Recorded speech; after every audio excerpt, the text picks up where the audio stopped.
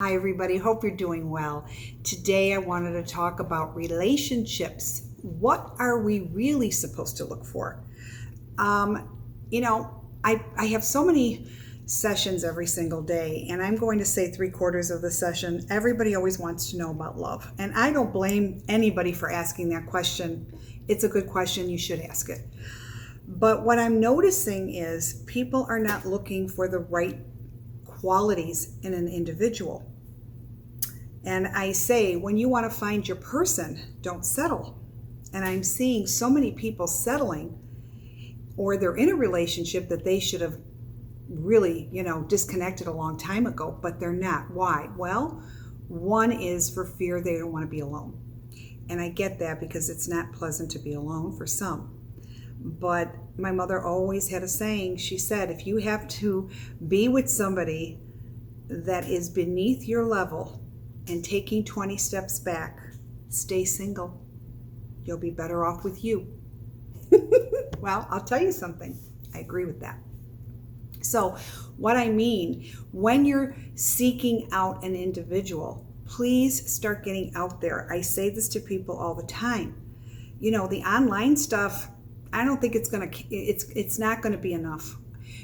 For those of you that are intuitive and you are an empath and you feel on such a dynamic level, you need to meet people in person.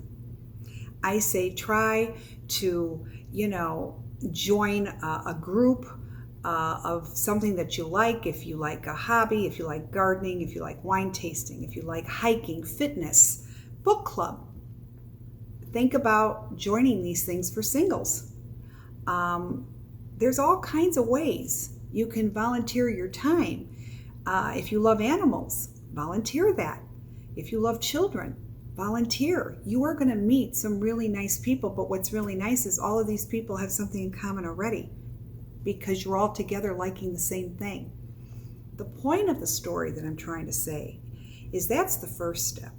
But the second step is be truthful in what you are allowing in your life. You can be very much attracted to somebody, but that person just really isn't for you.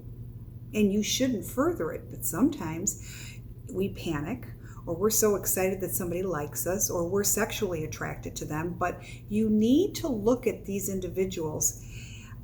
Is this the person that I could really, really go further with? Do I want to spend the rest of my energy with this person? I kind of look at it when you're looking for a house. You look for a house that has good bones. It may not be perfect, but the house is solid.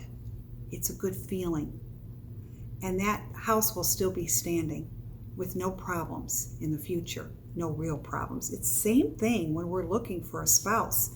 We want somebody that's in our level, somebody we can converse with, but somebody who is going to be good to us on every level.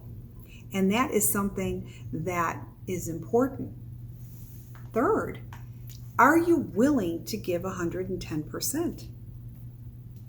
It's important because so many times I see one of the spouses, one of the partners giving 110, and the other one is just the taker.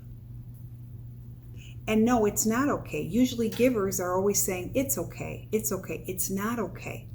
Whatever you put into the relationship, you should be taking away with just as much. If you don't, I always say this, the relationship will falter. Whether it's 2 months or 20 years, because you're going to get a buildup of this stuff and it's not healthy. So when I say find your equal, it isn't just in interests, it's also the giving. This is important. It really is. As you get older, you think differently. I remember when I was this young girl, I looked at somebody that was really good looking. I'd say, ooh, or he had the good car. I remember I was like 16, 17, and we would be memorized by that. And then as you start getting older, you want somebody who's got a game plan going in the same direction. But I first remembered what was really important when I was pregnant with my daughter. And I was very, very sick. I talk about it on and off when the situation arises. But I almost did die carrying her. And it got so debilitating that I was in bed for a good 8 months. And my husband was very busy. But you know what? My husband, no matter how tired he was, he did so much for me. He never complained once that I was sick. He would have to help me. He would have to cut my food. He would dress me. He would help me bathe. He would do so much for me. And he never, ever complained. That was my first of thinking, wow, he's here. He never complained. And I thought to myself, that's love. Somebody who's going to be with you thick and thin and not complain and just love you all the more for it. These are the qualities I'm talking about.